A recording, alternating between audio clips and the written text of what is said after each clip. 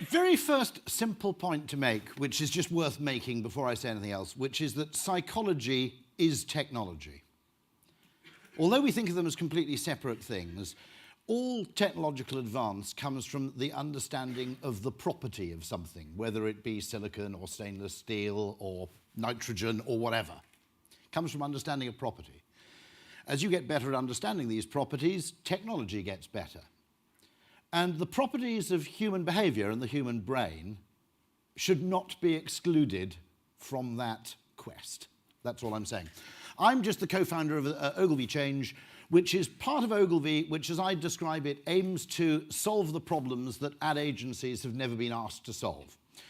Historically, the ad agency only really got asked, it had an interesting mixture of talents within the building, but it was only asked to solve problems which involved spending money on mass media.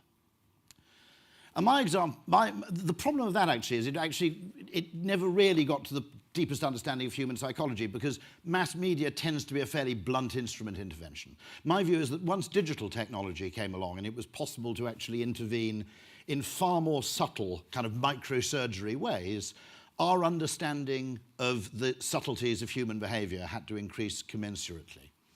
And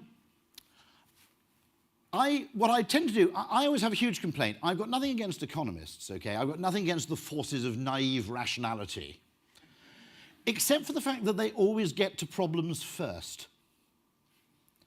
So if you think about it, it's much easier to be fired for being irrational than it is to be fired for being unimaginative, for example. There's a huge rationality bias that pervades everything we do. And the problem I always have is that when you go to engineers, you will always get engineering problems, engineering solutions. When you go to mathematicians, economists, you will always get solutions that involve incentives, direct financial incentives. Don't mind that. Those kind of incentives are fine. Sometimes they work. The thing I do grudge is that those people are effectively handed the problem on a plate. They redefine the problem in terms of their own imagined solution, and no one else gets a look in. Sometimes it would help if a greater variety of solution approaches were just brought into bear in parallel. I have a particular rant at the moment. You probably know about the problem with overuse of A&E in the UK. My advertising solution, which may be mad, is to go to the BBC and ITV and the major media and say, can you please not call it A&E? It used to be called accident and emergency, and that gave you a clue as to the circumstances under which you should use that part of the hospital. It might even be good if you took the advertising idea further to actually have blood and screaming coming from A&E to discourage people from going there except in the most desperate circumstances. But actually, what you call things affects how people behave. Accident and emergency, that's a place I really shouldn't go to unless it's pretty desperate. A&E, it's like your best mate, isn't it? Okay? It's even an entertaining American TV channel, just to add further confusion to the whole thing. Brilliant advertising intervention.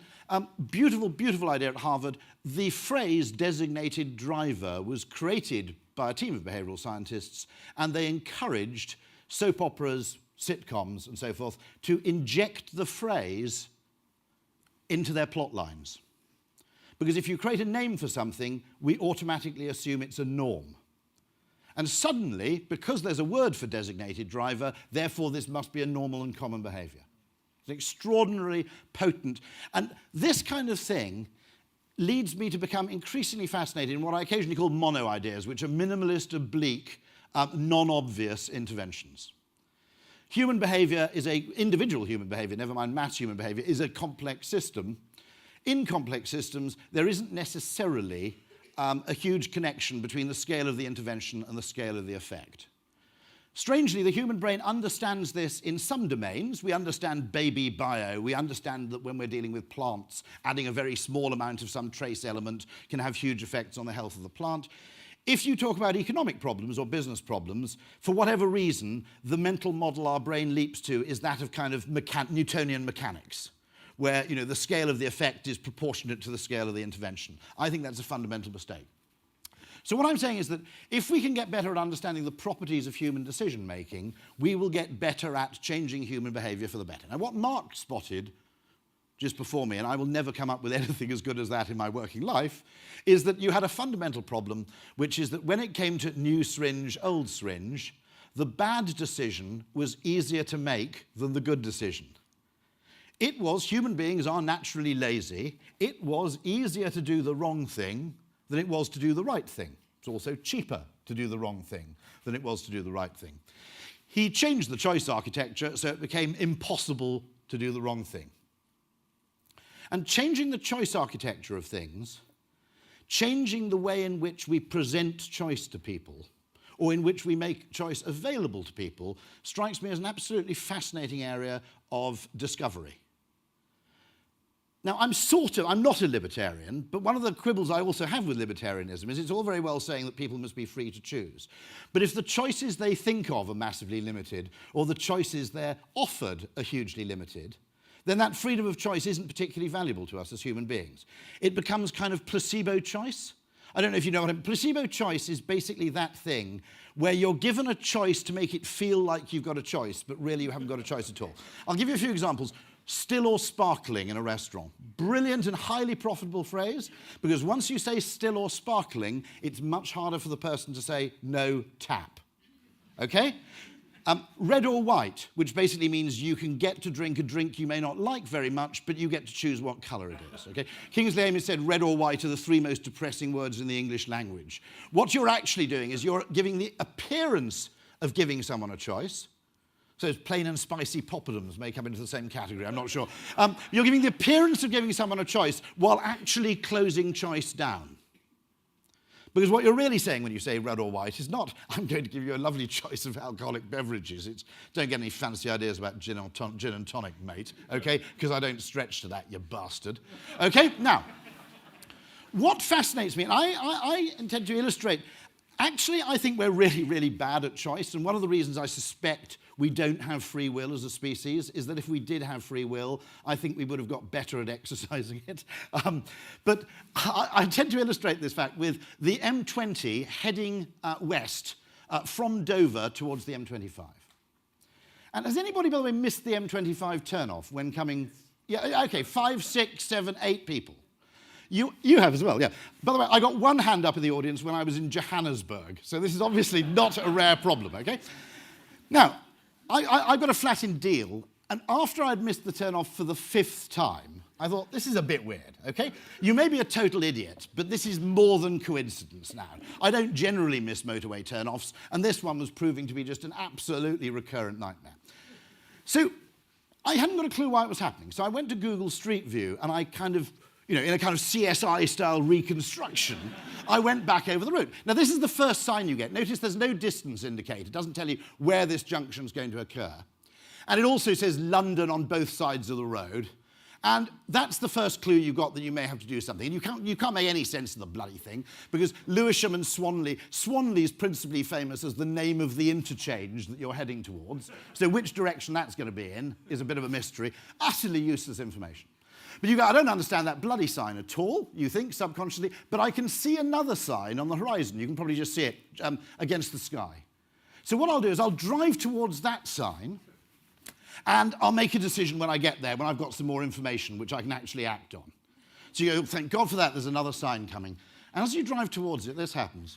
Before you can actually read the sign, the two lanes diverge. So the fact that you've made this mistake is entirely excusable, because here, the only way of now correcting your mistake based on the information provided by the sign is by performing an illegal maneuver at extraordinary risk to yourself by swerving at high speed across the painted section of the motorway, which I must admit I've done once, okay? Now, what fascinates me about this, what it reveals, I think, about the human brain, is that when we're presented with shit choice, we don't actually notice. You see, I spent 10 years of my life studying choice architecture, and it still took me 7 or 8 minutes on Google Street View to go, hold on a second, this is bonkers.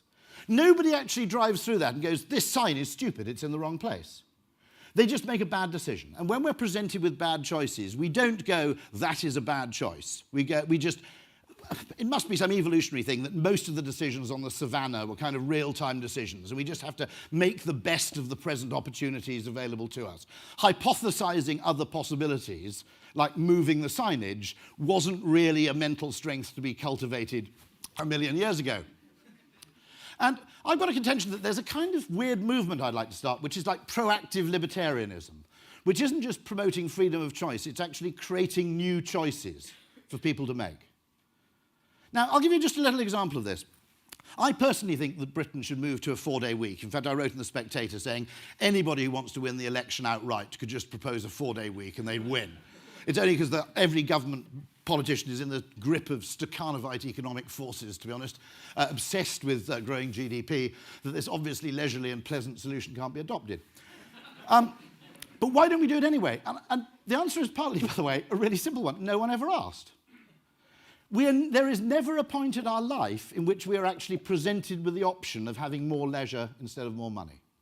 So I want to do an experiment at Ogilvy, which is my employer, which is just to set a rule, which is everybody who's worked there for 2 years or more, every time they're offered a pay rise, they must be offered the option of taking half of it as money, half of it as leisure.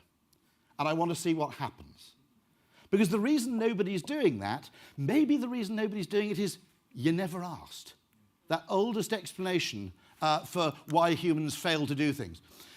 And what fascinates me about a lot of these solutions is they're what I call obvious only in retrospect. I spent years accumulating more and more electronic devices so that when I travel, mobility is the most nonsensical thing. It means basically every time Apple or somebody invents a new mobile device, it means that the bag I carry around with me gets even heavier, to be honest. But every time a new one of these things came out, I bought a new adapter plug for foreign for backward countries that don't have the proper British plug system. And I suddenly had about 5 of these. And after I'd accumulated 5 of them, it suddenly occurred to me, no, you only need one, and you carry a 4-gang extension lead with you in your suitcase. Now, what's interesting is I wrote about that in The Spectator. I got about 100 emails from people going, never occurred to me. Why did I never think of that? It's an idea that's kind of obvious in retrospect. Now I've told you, you'll go, it's perfect because most hotel rooms only have one damn socket anyway. So actually it solves that problem where you're going around sort of unplugging the television in order to charge your phone. But it's one of those things which is only obvious in retrospect. And these things fascinate me. First of all, choices just disappear. Probably one of the greatest alcoholic drinks you can buy in terms of pleasure per pound, sherry. Nobody has ever thought of buying sherry. Has anybody here thought of, when we've gone into the last wine merchant, even contemplated buying sherry? Probably about 2 people in the room. Britain would have drunk about 100 million bottles of the stuff every year, only about 30 or 40 years ago. Why did it disappear? I think the consumption occasion just disappeared. It's not that the pleasure got any worse. It just got kind of lost to mental saliency. Other things, in terms of choices that we only make when we know we can make them. This thing, the orange line, what kids call the ginger line, technically called the overground line, most of that line has existed for years and years and years, okay? But North Londoners cannot mentally function except by using the tube map. Have you noticed this? Because North Londoners don't understand South London at all, because they go, I don't understand how people get around. Truth is that South London has lots and lots of trains which don't appear on the map. And the overground line is a perfect case of brilliantly creating economic value simply by making people aware of a choice they didn't know they had.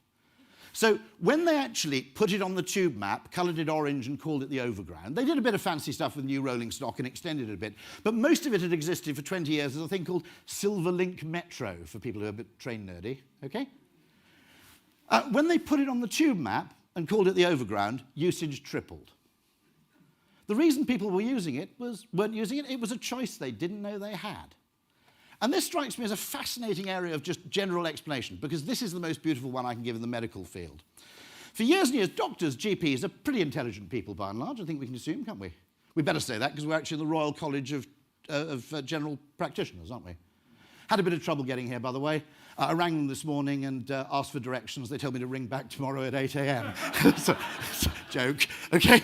Anyway, okay? Anyway, pretty bright people, okay? But they assumed that when a patient came in and said, can I have antibiotics for an upper respiratory tract infection, they just assumed there was a choice they didn't know they had. They just assumed there were two choices. Give them a prescription for antibiotics, don't give them a prescription for antibiotics.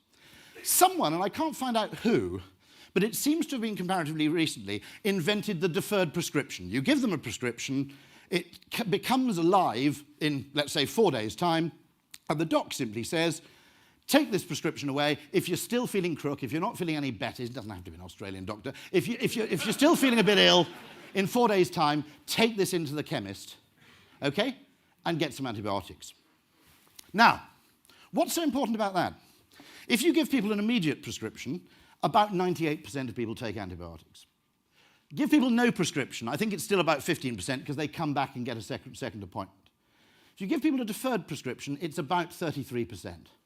Now, if you factor in the fact that actually what percentage of those prescriptions are unnecessary, you've probably reduced the unnecessary prescription level from about 80% to 16%. Now, what you only realise, I'll be very quick here, is that what nobody realised when they thought those were the only two choices, an immediate prescription for antibiotics contains within it a biased choice architecture. And the reason is, okay, think about it like this. You're feeling ill. You get up to go to the doctor's, all right? And you're still feeling a bit crap. And so you go to the doc, and the doc gives you a prescription for antibiotics. Now, when you leave the doctor's, what immediately is outside the doctor's surgery? A bloody pharmacy. So you go, well, I might as well cash this in now, okay? Or you go to Boots next door, because you don't want to make a second trip, because you're planning to wrap up with a bit of Lemsip and a duvet and watch Trisha and Pointless and so forth, right? So you cash it in, you pay £8.10 for a prescription charge. Once you've paid for the damn pills, sunk cost bias, you're going to take them, aren't you? That's why 98% is so amazingly high. So you only realise the implicit bias in the choice architecture when you realise that there is another choice. Now, I'll give you an example of this very quickly. When you go to a restaurant, none of you are aware to the extent to which you're being manipulated. Okay? You arrive at the restaurant, you sit at a table. The restaurant wants to sell you wine, because wine has no known price point, so you can mark it up like a bastard, right? People kind of know what Johnny Walker Red costs, so there's a limit to how much markup you can change. Buy a bottle of Chateau L'Obscur for £6 and charge 30 for it, and actually people will just rave about how marvellous it is and what good value it is, because they haven't got a clue. Now, you arrive, they want you to try wine. Now, what they do, they arrive, you sit down at the table, and there are already wine glasses on the table, okay? And then they bring you a drinks list, but it's not called the drinks list, it's called the wine list. And if you notice the choice architecture of a wine list, there are about 9 pages of gratuitously wide selection of wine. And then for the deviants, perverts, and transgressives, there's 1 page at the back for people who actually want to drink spirits or beer like civilized Northern Europeans, right? Okay? So there's a huge bias in the choice architecture, but wait for the brilliant bit of genius. They only hand out 1 wine list. There's only 1 alcoholic drink where 1 person can choose for the whole table. So the second that bugger with the wine list says to you, red or white, it's game over for anybody who wants to drink gin. So what you're sitting there happily thinking, gosh, isn't it marvellous to live in a free market with all this freedom of choice? And meanwhile, the restaurant's done you over like a bastard, frankly. Now, that's the point. Marketing, very quickly, I'll wrap up now because the thing's flashing. Another opportunity, it's assumed by economists that you can't get people to make more efficient use of GP's time without financial incentives. And because you can't charge for a visit to the GP, how do you get people who are free all day to take appointments in the middle of the day and people who have to work to go in the morning or the afternoon? Cardo's already solved that problem. Quite often, just look to consumer capitalism. Consumer capitalism is like the Galapagos Islands of understanding human behaviour, okay? It's got all these foibles and absurdities, and if you actually ask questions about them, all they do is, when there's already a delivery in the area, they don't reduce the price of delivery at all. They just make the van green. And people who are indifferent go, well, I'm not really bothered whether it's 9 o'clock in the morning or 11, so I might as well choose the green one, because it just seems a bit nicer. Ocado wouldn't tell me the formal results. They just said, we could not believe how effective that nudge was. Do that with GP's appointments, you can yield manage GP's appointments. I've mentioned the red pills. Don't give people 24 white pills. If you want them to finish their antibiotics, give them 20 white ones and 4 red ones and say, when you finish the white pills, take the red ones. That makes it easier to do the right thing in system 1 than it is to do the wrong thing. designing for our instinctive evolved psychology. Also test totally stupid things. The forces of reason are actually quite dangerous. Okay, people have been trying to compete with Coca-Cola. I'll only be 1 minute more now if I go back one more.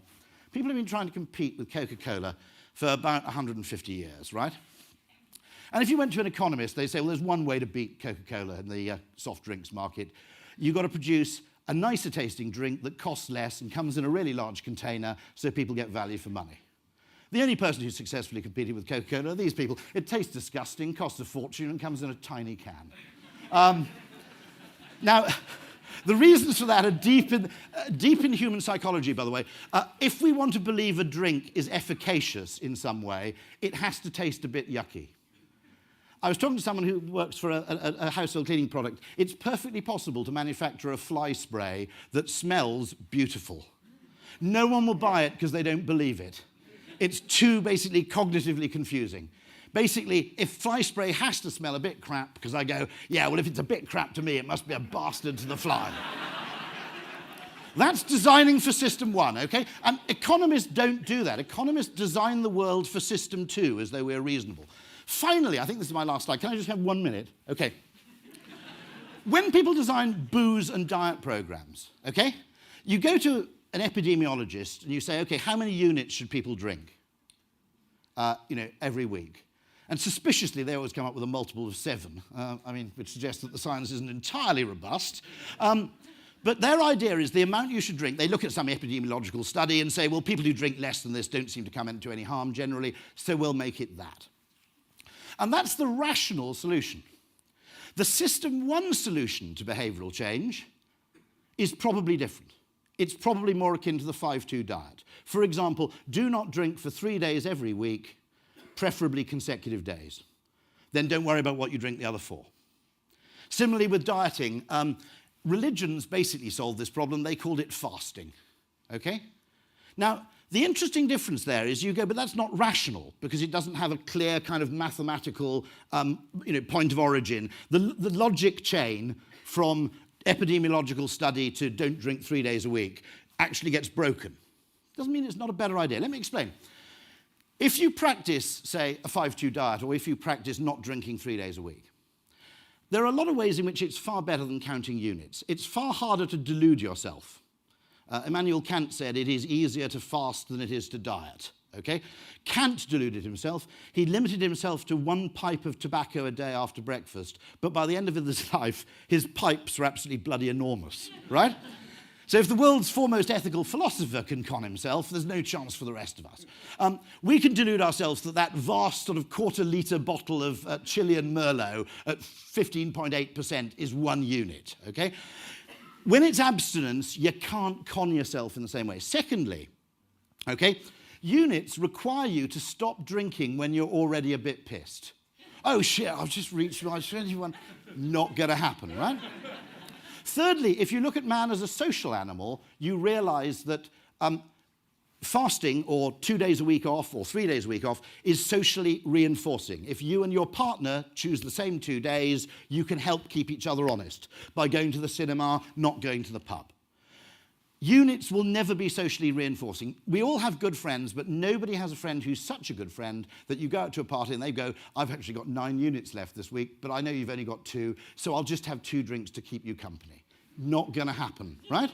So in all manner of other complex ways, religion came up with a better heuristic system 1 answer than science. Now, I think I'll end here.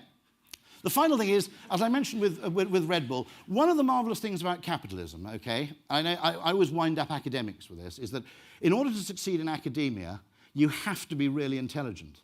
But the brilliant thing about business is you can succeed in business by being stupid and lucky. Now, it's much more democratic.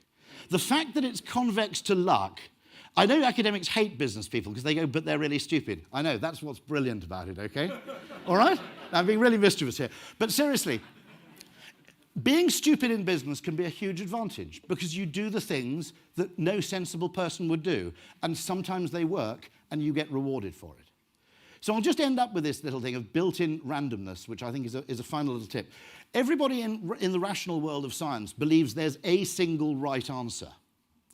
And they, it's occasionally called best practice or the optimal solution, okay? Or maximum efficiency.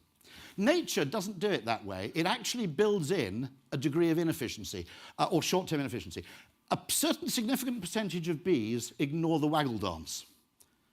And people looked at that and thought that's a bit strange. You'd think that to maximize pollen collection efficiency, that evolution would have created a higher level of compliance. Then they modeled it mathematically and discovered without the random bees, the hive would get trapped in a local maximum, and when the layout of the availability of pollen changed, the hive would get stuck and starve to death. There is a degree of healthy variation and inefficiency in any system, and there's a degree of randomness in any system which is necessary in order for you to get lucky. And so that quest, which I think science always looks for, which is the single right thing to which all people must adhere, it seems wonderful, but it also comes at a cost because you never find anything out by accident. That's a bit of a reading list. That's me. Thank you very much indeed. Pleasure. Well, do you want to ask questions? I've overrun nervously. Brilliant as ever, Rory. I just got one quick question with like a 20-second slot for an answer. Okay. We're about to hear from the National Clinical Director for Innovation for the NHS in England. Is there one suggestion, one nudge you think he should take away and go and implement? I'll give one example which I didn't have time to talk about. One of the things I've been a passionate... don't discount the value of luck in the discovery process. One of the things that most fascinated me was the hostility to e-cigarettes. Because we don't know if they're good or not, okay? Let's be honest about this. We don't know for sure. But it's possible that completely unintentionally, actually as the work of weird entrepreneurs in China, not as the product of, a pharmaceutical company, someone's come up with the best cessation device in 100 years. So the fact that people rejected that idea, not because it didn't work, in fact, they contrived all manner of ludicrous post-rationalizations to ban them, like, it promotes the image of, or whatever. But because it came from a source where solutions weren't supposed to come from, struck me as really, really alarming. In other words, had a pharmaceutical company come up with the e-cig, it would have been heralded as a magnificent, improvement and a fantastic advance, okay? But because it came from left field, the instinctive reaction was to throw it out. That's really scary, because first of all, a hell of a lot of improvement in life is just damage limitation. It's just making things less bad. Okay, that's the first thing. And a hell of a lot of it's actually the product of just, selection acting on random forces. So make it possible for yourselves to be lucky. That's the final bit of advice. Thank you, Rory. Pleasure, always. Thank you very much.